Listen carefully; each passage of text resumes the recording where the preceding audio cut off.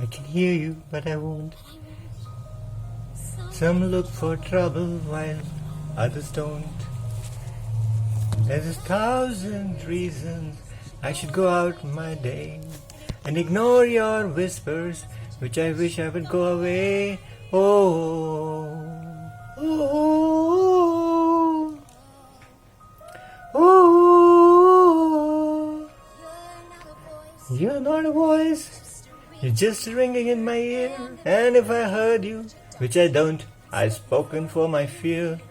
Everyone I ever loved is here within these walls. I'm sorry, secret siren, but I'm blocking out your calls. I've had my adventures, I don't need something new. I'm afraid what I'm risking if I follow you into the unknown. Into the unknown.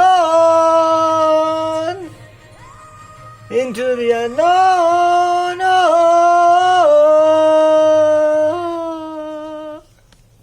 Yesterday, during the regular daily meditation which Gurudev takes at 12 o'clock and 7:30 India time, he mentioned and touched upon a very fundamental aspects of our existence.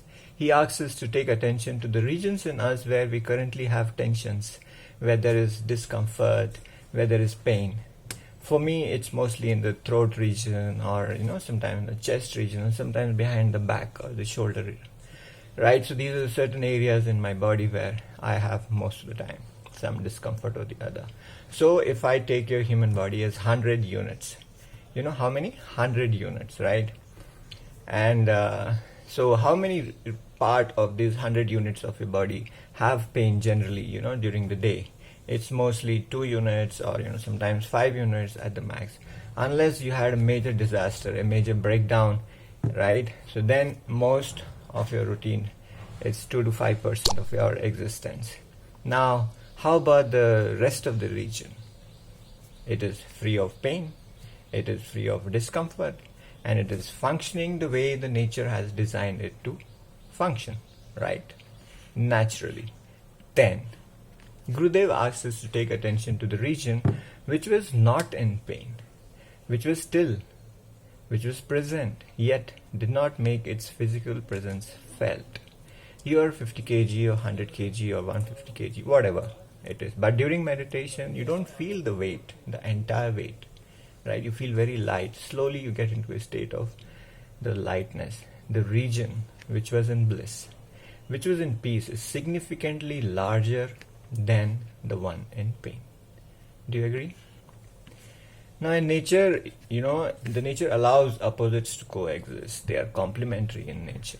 This is a very fundamental law in the nature, and this is something which is taught in the online Art of Living, Breath and Meditation workshop.